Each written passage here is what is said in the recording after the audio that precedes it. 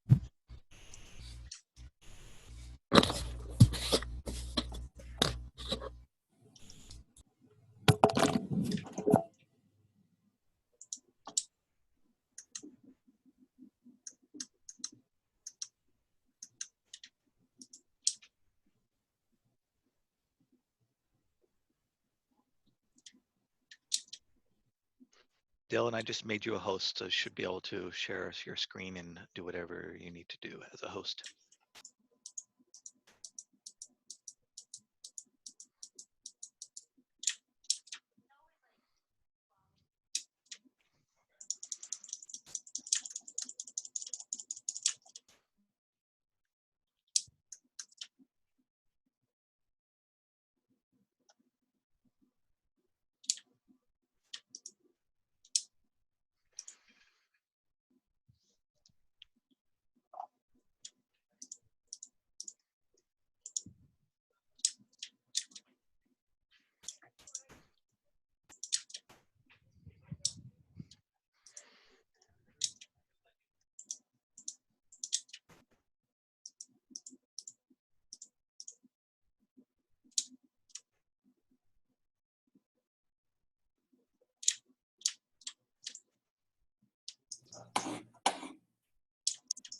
Give us a minute or two. I think Darren is setting up. Oh, it looks like Daryl. I'm sorry, Dylan is all ready.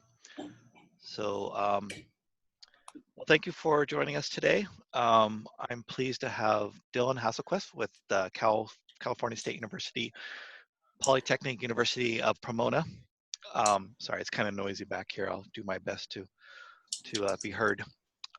We have Dylan who's going to be presenting on knocking out your wiki with knowledge.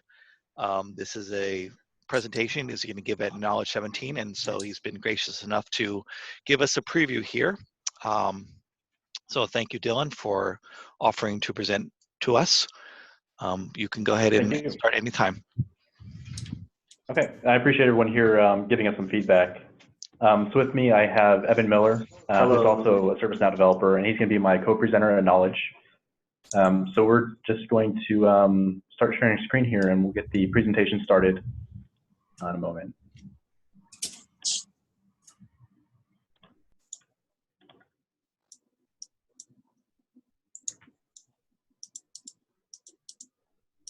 Okay, does everyone have work at light speed, knock out your wiki with knowledge?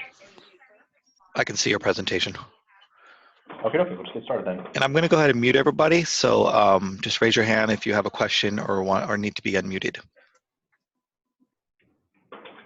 Okay.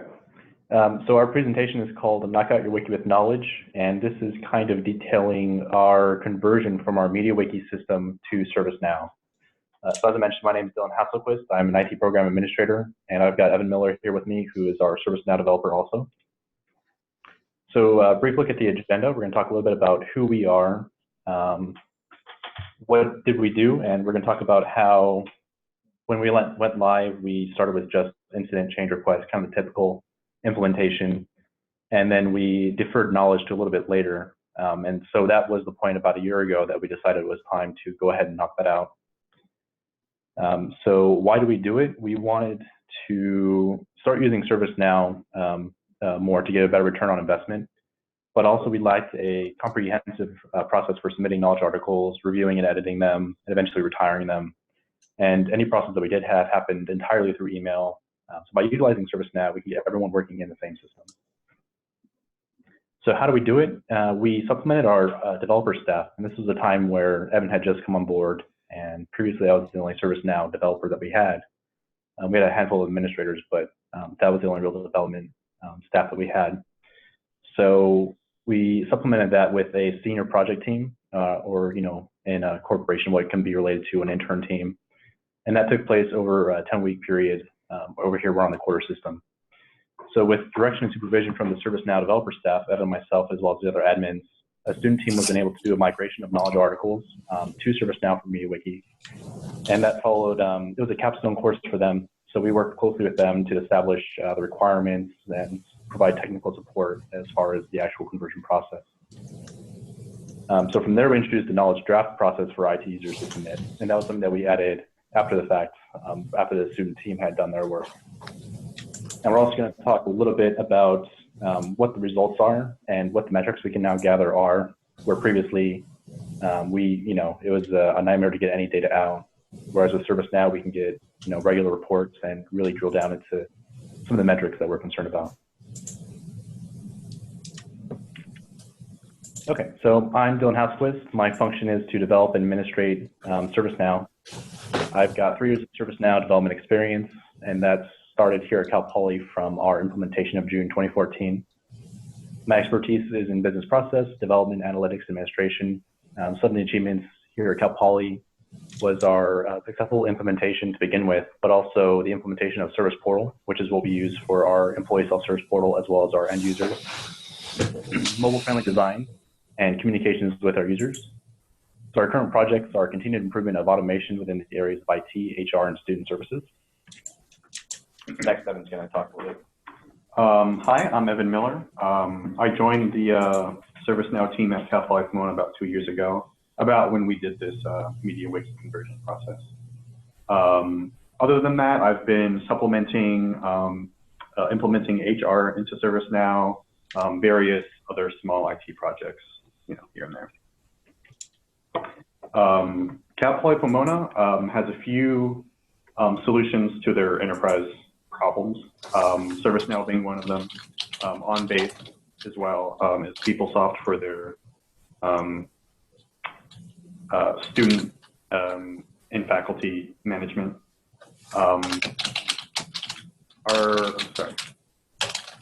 student-wide initiatives are student success, which is sort of aimed towards helping students with their retention rate, making sure they graduate on time, including counseling when they need it, Right now we're doing a quarter 2 semester. So, excuse me, sorry, someone's typing. Can you please mute yourself? Thank you. Thank you, Mitch. Right now we're in the middle of a quarter 2 semester conversion, hoping to be done, supposedly, coming this fall. And sort of Cal Poly's model is learn by doing. There's a lot of labs over lectures, very hands-on approach to learning. Sorry. Okay, so the objectives and what you'll learn. So the purposes of this is if you're attending this presentation, either you're helping us now, but at Knowledge in the conference, you're interested in the possibility of migrating your knowledge base to ServiceNow or what the benefits of doing so will be. So you'll learn a little bit about the process that we went through to migrate and what the benefits that we have now are. So to start with, the business process, I'll just give you a brief description of what that looks like. So in ServiceNow, we have an IT staff member who wants a new article, and we use pretty much the out-of-the-box creation and approval for that. So for those unfamiliar, that is creating a new draft or creating a new knowledge article, and it's in a draft state, and then you make your edits, and then you request approval from your knowledge manager. So all the articles in our public knowledge base require this approval prior to being published and then start appearing for end users. So what ServiceNow didn't provide out of the box was a method for updating knowledge articles after the fact with approvals. So in the case where the owner of an article wants to make an update, we implemented a draft process allowing them to check out a published article to make edits to it. And once they're satisfied with those edits, they can request approval from the knowledge manager. And if approved, those two articles become merged. And this functionality also provides the ability to more easily roll back to previous versions of knowledge articles if for some reason we need to do that. We also wanted to modernize our self-service knowledge from disparate systems. So we had our MediaWiki, like there's no easy way to request a new article. You had to email our knowledge manager with a Word doc or just plain text. And then she would do that and go back and forth with you. So of course it's easy to get things lost in translation or just get piled up in your inbox. So, and it also wasn't giving us the insight that we needed or the opportunity for improvement. It's kind of just, it is what it is. Whereas ServiceNow's platform allows us to make any edits that we want to. And we also wanted to, so part of that is consolidating our disparate systems. So by centralizing on ServiceNow, we can get a better return on investment by furthering the integration with our business process. So we can create better knowledge articles faster and get more in-depth reports on their use. So what you'll learn, the first step is to migrate your data, of course, and depending on the system you use, it may or may not be a straightforward process. So due to some system limitations, we couldn't retrieve the pure HTML from our media wiki to import into ServiceNow. So we'll talk a little bit about that. But once you do have the data in, then you can utilize your knowledge articles to improve other aspects of your service and your service desk. Just to set the stage here, there are some industry trends and competitive pressures which ServiceNow either helps alleviate or adds to our business process. First of which, obviously, single systems of record. We want to consolidate our information so that we can use it between departments. We want to support smarter applications, not more applications. God knows we need more applications. Mobility and responsiveness. ServiceNow, for the most part, built-in mobile support for pretty much everything you use in ServiceNow, so that was not a problem. There's competitive pressures for specialized products. Thankfully, ServiceNow is both generalized with specialized modules, which allows us to implement this into ServiceNow without adding more applications, obviously. We have our institutional transformations to Student Success Initiative, which we just talked about, and there's been a push for analytics. There's a lot of just unknown data right now in Cal Poly, and we're trying to improve on that. Essentially, to fine-tune our processes and see what we can improve on. For our department, for IT department, and specifically, we have some drivers and goals as well. Obviously, we want to integrate the knowledge articles into a single system of record. We wanted to build a business process for knowledge management, so it's not just emailing who's in charge, and then they have to go and check to see if there's already an existing article, things like that.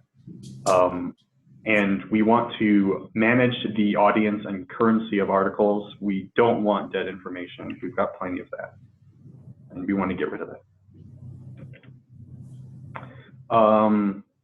So we had a few challenges and goals during this project. First of all, like we said, previously there was a non-existent business practice process for knowledge management, and the information, there was really no information shared between these disparate systems, and there's a lot of tribal knowledge. You have to call the right person, know the right person to get the information you want. And the process of exporting and importing data was a challenge. Images, attachments, especially the absolute and relative lengths. You have to kind of write scripts to manually change those, as well as Section 508 compliance for accessibility.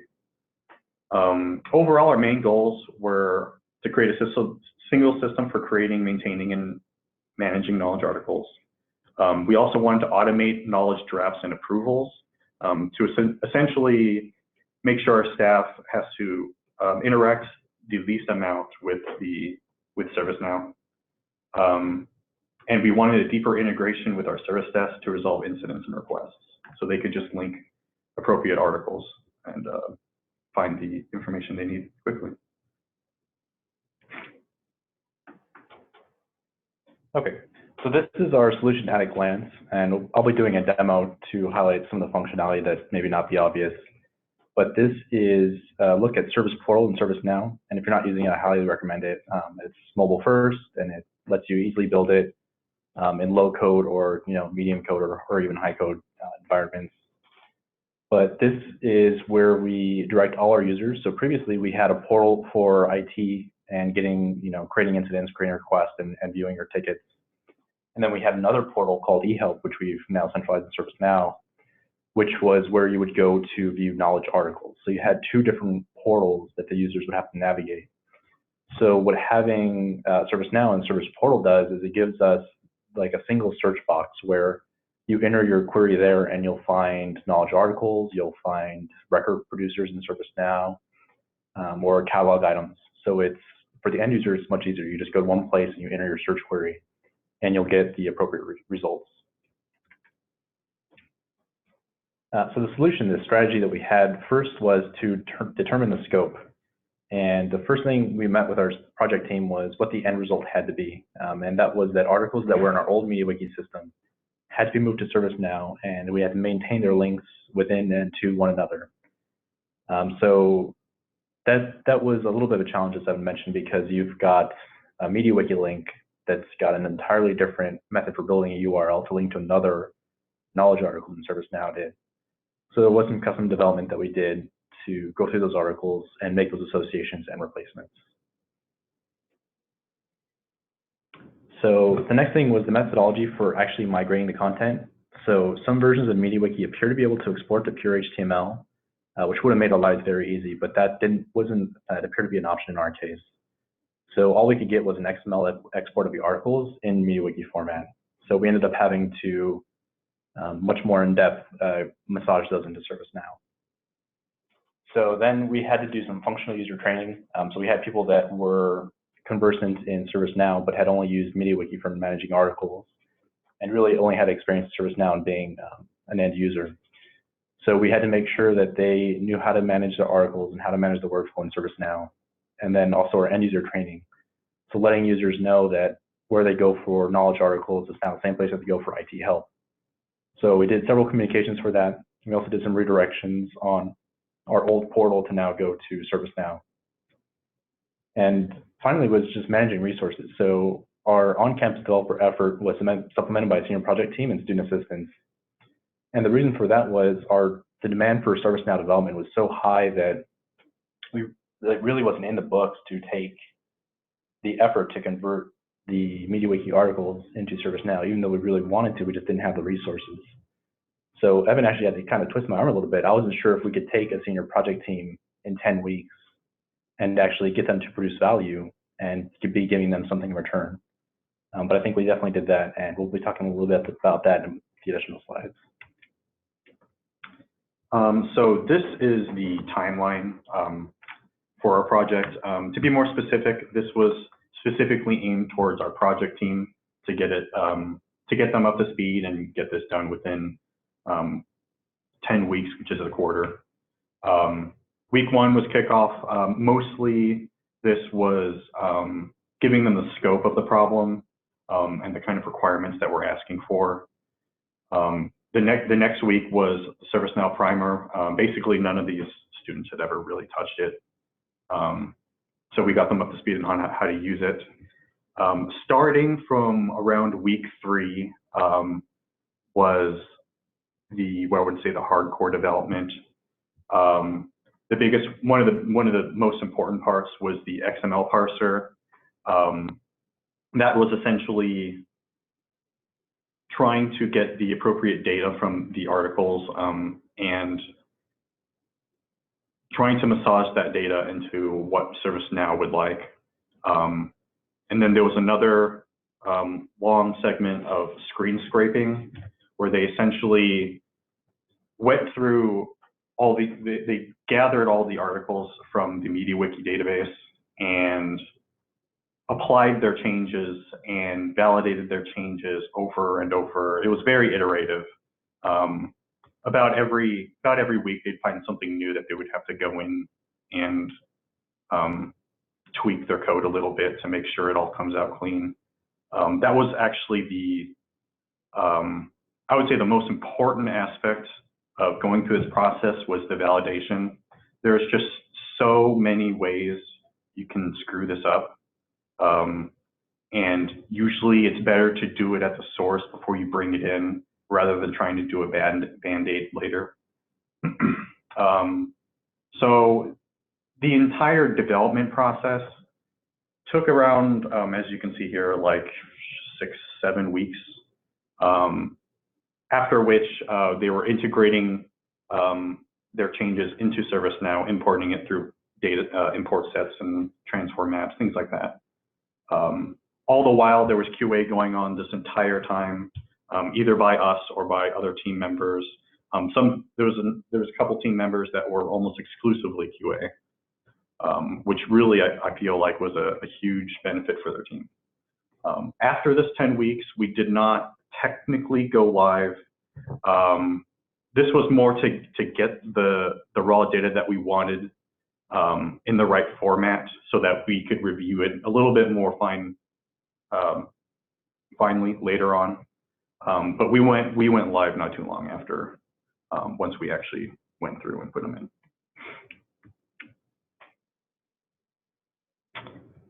So here's some of our relevant data. After about 6 months of having this data in ServiceNow, 5,000 views from all of our articles, 400 in total. We allowed people to provide feedback, which you may or may not do, but about 1 in every 400 views, someone would leave a comment. Most people only leave a comment. Most people would, or half the people would leave a comment, and about a quarter each way of putting a rating only or a comment.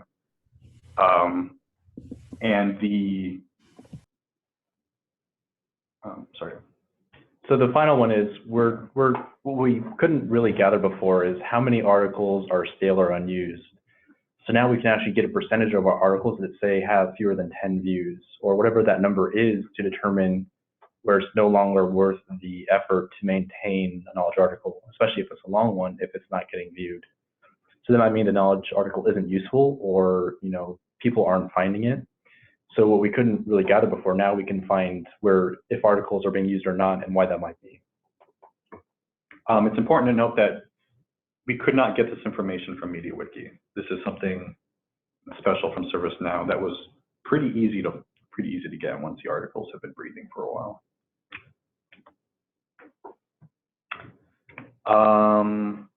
So this is some of our user behavior information.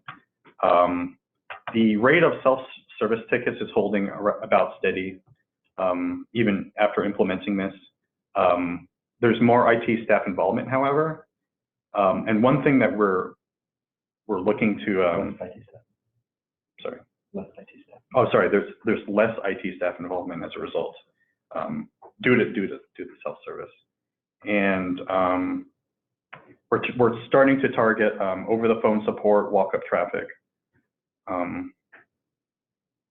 And just to go on a little bit more about this, so this is looking at just the fall quarters, like the first quarters for our students, which is our busiest time of the year, and looking at the trend from before we had knowledge or service portal and then after.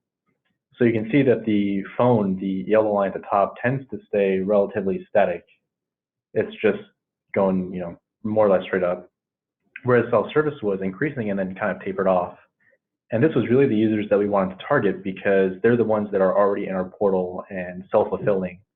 So if we can give them the capability to resolve their own tickets, via knowledge or their own issues via knowledge, then that's really the segment that we wanted to target this time. And as a result, you can see that the IT staff line, the green line, is actually decreasing. So your service desk only has so much capacity for helping users or taking calls. So the more people that you can get to self-fulfill, the more time that they can have to work on other projects or provide more service to more users. So next, I'm going to go through a brief demo of our implementation. So what we're looking at. Go ahead. Did you verify that she said June? I'm sorry, we're just getting some feedback. Did we have any questions or before we move on? Okay. So this is our service portal. So we wanted to make it friendly for end users. So we gave them a single kind of global search, which is that Find Your Answer Now box, as well as just 3 menu options. So they can either learn it, so they can review knowledge articles or find their answers. they can get it, which is our service catalog and contains record producers catalog items, or they can fix it and create an incident ticket. So for example, if I'm a student and I need to connect to VPN, or I'm a faculty member or staff member, I need to VPN, I can just type in VPN, say Windows 7, and you can see that it's kind of filtering real time. Hey, Dylan, this is Mitch. I don't think we're seeing the instance. I just see the demo slide. Okay, let me double check here. You might want to share your desktop. Yeah. Thanks.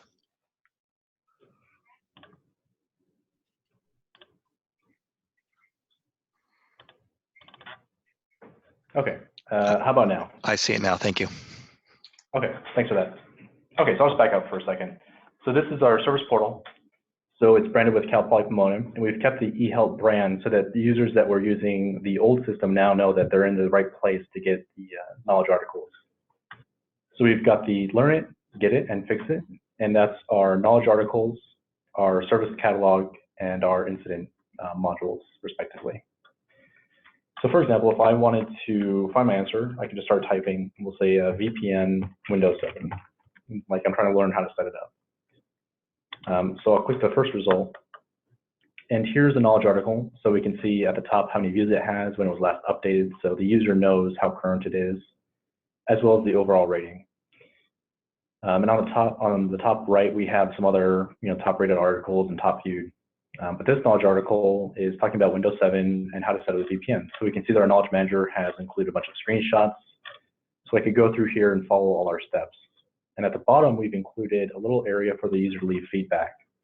So they can give us a 5-star rating, a 1-star rating. And what we've done is if they leave say a 3-star or less, then it'll prompt them for information on how we can improve this article. So then they can say something like, I couldn't find how to do X, Y, Z. And they can hit submit, and then our knowledge manager will review that feedback.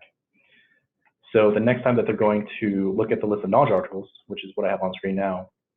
So let's say we go look at that VPN article, and our knowledge manager wants to make an edit. So previously, you would just be making the changes live, and it would just be published immediately. And we wanted to change that so if other users, other owners of articles wanted to edit something, they could do it, and our knowledge manager could still provide feedback. So for example, if I was an end user or the owner of this article, I could check out, and this is going on the draft process that I mentioned. So it'll give me a warning. They'll say, you're going to create a draft that will last 3 days unless you tweak it. So what we have here is the draft content, which is just a copy of the original content, and we keep that here for our end users to compare against. And this is a record in ServiceNow that has additional comments, so our knowledge manager can go back and forth with the person that checked it out. But what we also did was solve the problem that our knowledge manager had, which was not knowing what changes had been made to a knowledge article. Like they would just know that something changed, but they wouldn't know necessarily what. So if I was trying to incorporate some feedback that we had, or the knowledge owner, I could add some content. And then I could request this to be published. So our knowledge manager could come in here and click on compare differences and get a look at what things have changed in the article itself. So you can get kind of like a code diff look. And they can go through and see what's changed and not have to guess or contact the user and see, what did you change?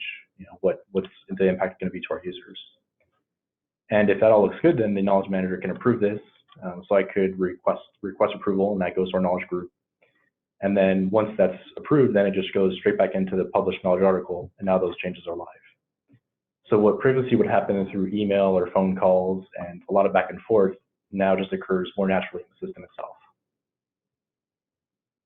So that's a brief look. So unless there's any questions, I'm going to go back to our presentation.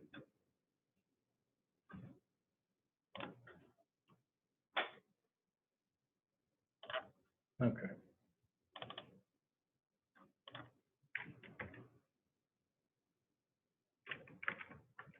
Okay, so the value outcomes that we had, so we've got before and after for a few different metrics, and one is viewership.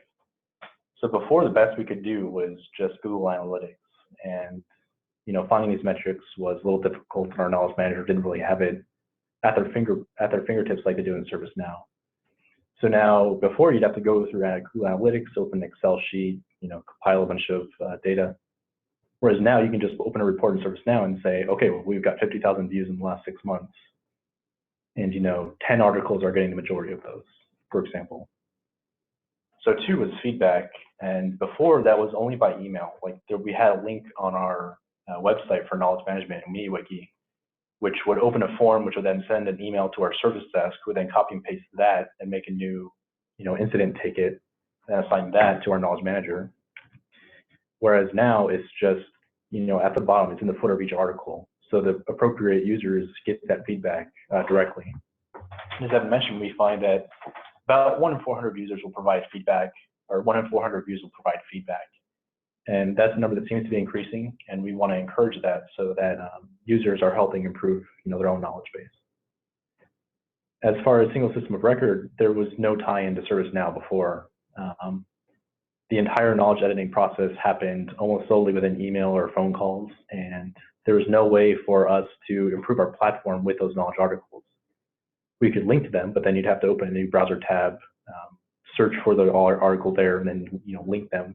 So they're not getting a cohesive experience because they're having to leave wherever they're viewing the ticket at and then go to now another URL, another portal, and look at that. So now we can actually support incident resolution by having these knowledge articles available. So one of those is by users entering a ticket, as they're entering a search description or description, ServiceNow provides a default option to have them see knowledge articles pop up as they type.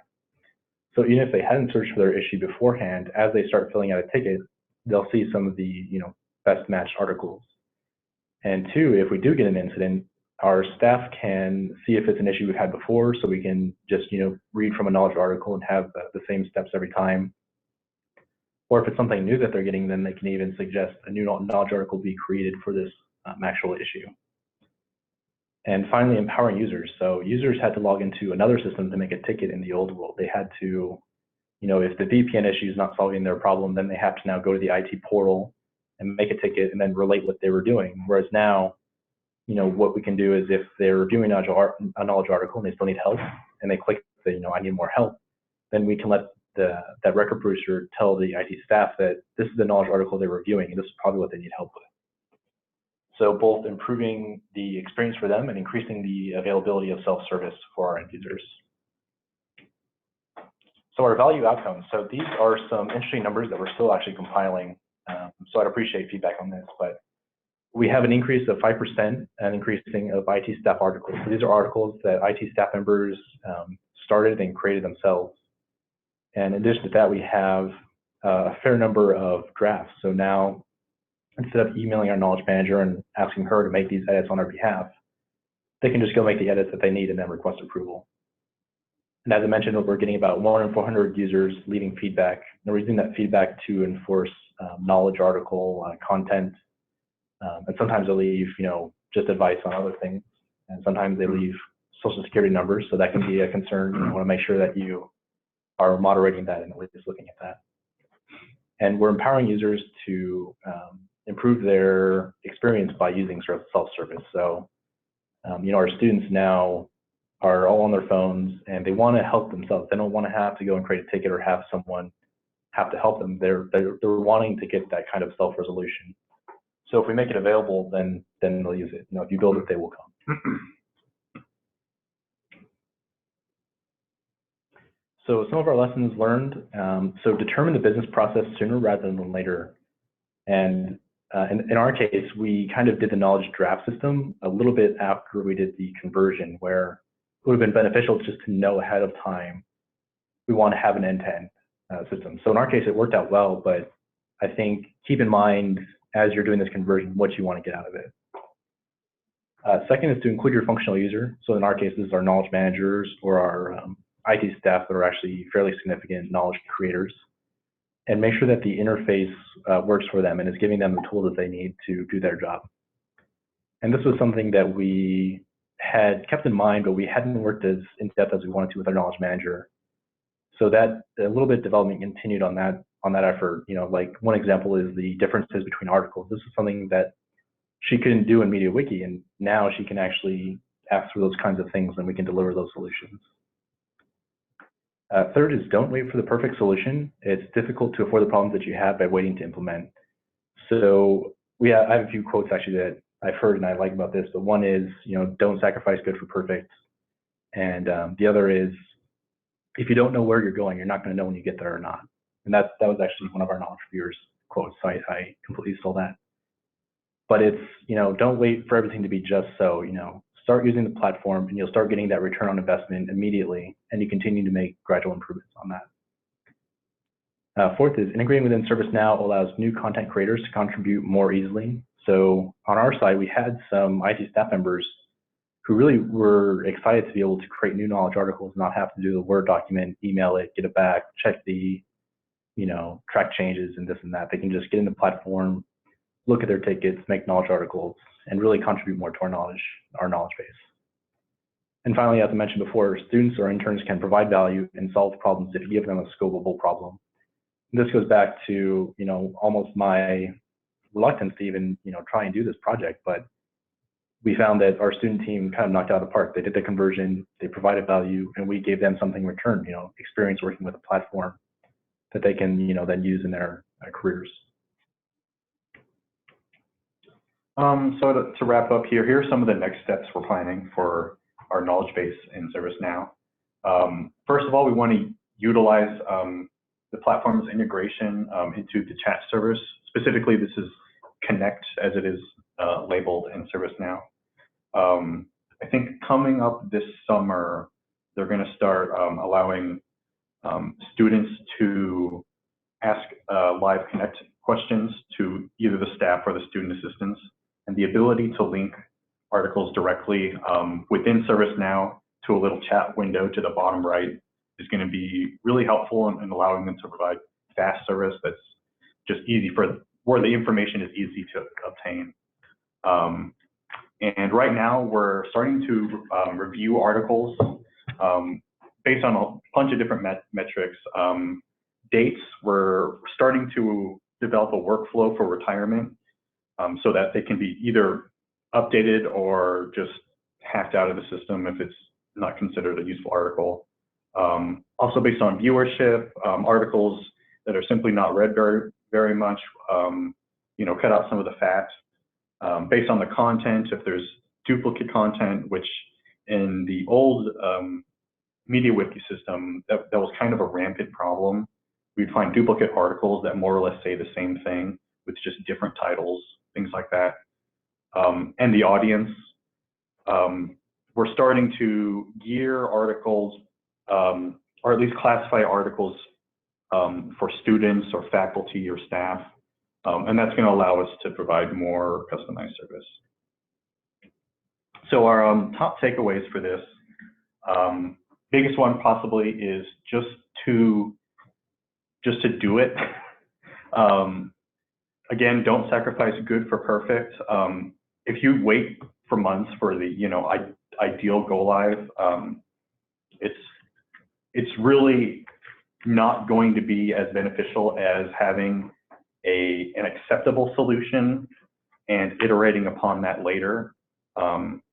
Because often you will often result in something that's better if you iterate on it than trying to just get it right out of the gate, because you're just not. Second is it's good to work closely with your functional users. Because of the people that are going to live and breathe in the system, you really want to customize as much as you can to fill their needs and make them want to use this service. You want to provide value to them. And the third is to be creative with your resources. In our case, we had a student assistant team that was able to churn through this project pretty quickly. But if you're a company and you have an internship team, this is a perfect project for them to work on.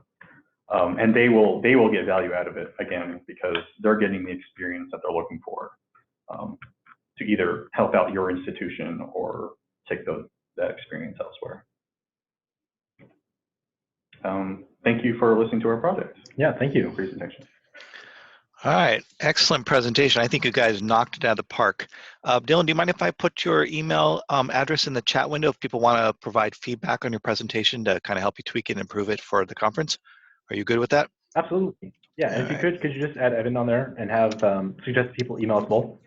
Unfortunately, I don't have Evan's contact information, but maybe you just want to type it in the chat window as well. Sure. So, Yeah. but again, thank you for presenting to us. Now's the time we can take some questions. If you want to type your question in the chat window, or if you want to speak, go ahead and just unmute yourself. But I ask that when you're done asking the question, please mute yourself. So are there any questions at this time? So I see one from Dan, which was, how did you get your service owners on board? So this was kind of selling it to them, which was, you can get, I mean, part of it's, I'm just going to say this bluntly, our knowledge manager is inundated with a lot of work. So if you've got change requests for this Thursday and you want to create a knowledge article for it, you either have to escalate and kind of use poll to get it published right away, because the process is kind of lengthy. You've got to do your draft, you've got to send it to her, she can go back and forth. But by doing it in ServiceNow, you know, we apply the standard template, so the kind of thematic issues aren't going to be an issue. You know, just enforcing that they are going to be able to get the knowledge article that they want in their own words much faster. So a few of our users actually from our network side are really our rock stars for creating knowledge articles. They're kind of going nuts with it now. Yeah. So I think they definitely see the value. And of course, our systems department was excited to be able to cross another server off their list of things that they didn't really want to support anymore. But if let me know if that answers your question, Dan, or if you want some additional details. So Sean, the organizational structure, we are centralized. So we're centralized with the exception of IT support for our engineering college. They're still, yeah, they're on their own. They're still out on their own. Thanks for the feedback, Doug. Thank you, Doug. Yeah, we appreciate that. And again, we appreciate everyone, you know, attending and being willing to, you know, hear us feel and give us feedback. I appreciate you presenting to our group. This is a service, our Cal State University and UC Service Management Interest Group, along with I invited the ServiceNow Google group. So I see it's very well attended. So thank you everyone for taking some time. I'll take some last minute questions. We still have a little bit of time before we have to end. Anybody have any additional questions? You can either chat or type it. So Sean is asking, and I'll just read the question for those that may be just on the phone. Sean's asking, is there any metrics on proportion of clicks to learn IT, fix IT, et cetera? So he's wondering if there's any metrics on how many clicks for the different options that a user has coming into your portal. Sure. So we're not capturing that right now. I think that'll be the next step in determining how well our portal is working. Mm-hmm. One thing that we have on the books, I mean, aside from just our viewership for knowledge articles, is we've got a link at the bottom of knowledge articles that says if you still need help, click here to go create an incident. And what we want to do is, and it's on our books, to let the IT staff member know which knowledge article they're reviewing, and that'll indirectly kind of give us some of those stats. But with Service Portal and the way it's built, it's pretty easy, either in a low code or full code environment, to make these kind of customizations. If you're using CMS, the previous, you know, employee self-service portal, doing that in Jelly was kind of a nightmare. Whereas using Service Portal, it's built entirely on Angular, and so there's no Jelly, and it's just a lot more. It really lends itself to development and customization. But that's a good question, and I think that's something that we'd be interested in knowing ourselves. Yep. Okay, Alex from Cal State University, Bakersfield is asking, is the reporting services in ServiceNow that you mentioned regarding knowledge-based usage part of ServiceNow, or is it a separate purchased module? Okay, Alex, so everything that you saw was just pure out-of-the-box ServiceNow. So this was something that the question was like, are we going to need performance analytics to really get some of the information we need? Are we going to have to go crazy with database views and doing joins? But really, so far, we found that all the metrics that we can really quantify and care about, we can get out of the system using just generic ServiceNow reports. So some of the key ones are, of course, the knowledge table, the knowledge feedback table, which is where the feedback comes in with either the comments, the ratings. And then there's also a table called KB use. So if you're using ServiceNow already, that might be a table that you're interested in, and that gives you historical looks at knowledge articles. So that's kind of the way that we looked at, either a trend or a specific knowledge article, how many views it's getting month to month, or how much feedback it's getting. Mm-hmm.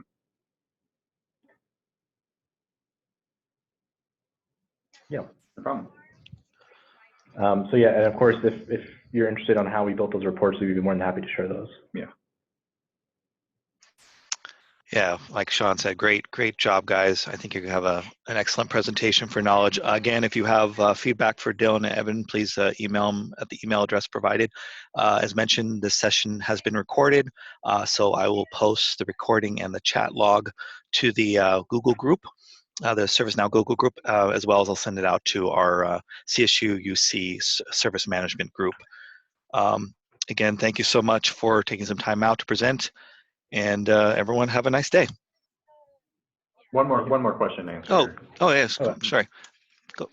So so the question is from Dan Kent. Have you encouraged folks to write their own articles? Haven't we? So we have. So part of it is we had a subset of users who came to us and said, "Oh, I can put in my own knowledge articles now, right? Like, how do I do that?" And part of those were the ones from our network team. They're kind of one of the bigger ones. And we have made it public, so anyone can go in there and create a knowledge article if they've got the idle role. So part of the encouragement that we did was we wanted users to create articles in ServiceNow because we have a standard template for our articles thematically. So just by using ServiceNow, you get that entire theme, and you get kind of a template, like you get a heading 1, heading 2 that you can copy and paste more easily. So a fair amount of the work the knowledge manager did was making sure that thematically it fits with the standards that we have. So by just having that done for them as soon as they click new, it just helps everyone. So the knowledge manager doesn't have to go through and make sure that that's all correct, and the person submitting it gets their knowledge article, approved that much faster. One thing you might consider that might help some people be more willing to make their own articles is what we've done is actually made a knowledge article on writing knowledge articles, more specifically using the HTML editor, because I know for some people that aren't really power users might be a little bit intimidated by it. So that might help if you're trying to get more push for that kind of thing. Yeah, we'd be happy to share how we built our template with you. Yeah, we can do that. Okay, yeah, so Dylan, if you have any templates you want to share with me, I can make sure that they get included in the recording and the information I send out. So. Okay, I'll do that, and maybe some reports that some other users are asking for as well. Yeah. Okay, that would be good. That's nice of you. Thank you. Anybody else have any last minute questions before we end the call? I want to make sure all the questions get asked. So yeah, Dan does have another question. So do you show the approval process in ServiceNow? Do you show that workflow? Sure.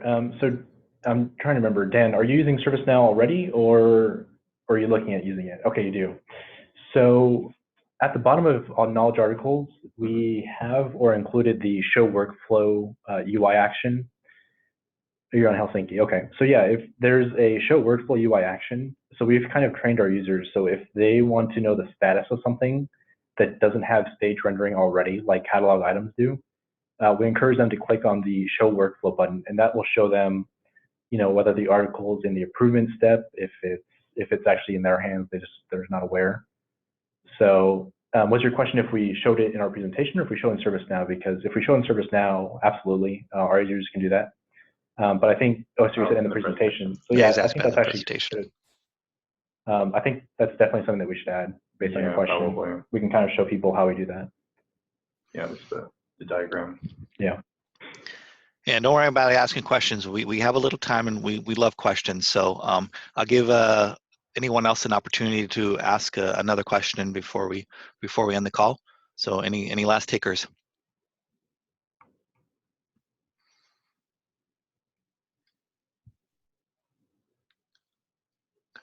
Yeah, just so guys, if you think there's anything relevant that the groups would want to see, especially other ServiceNow shops, and you're willing to share that, I'm sure that would be appreciated by the group.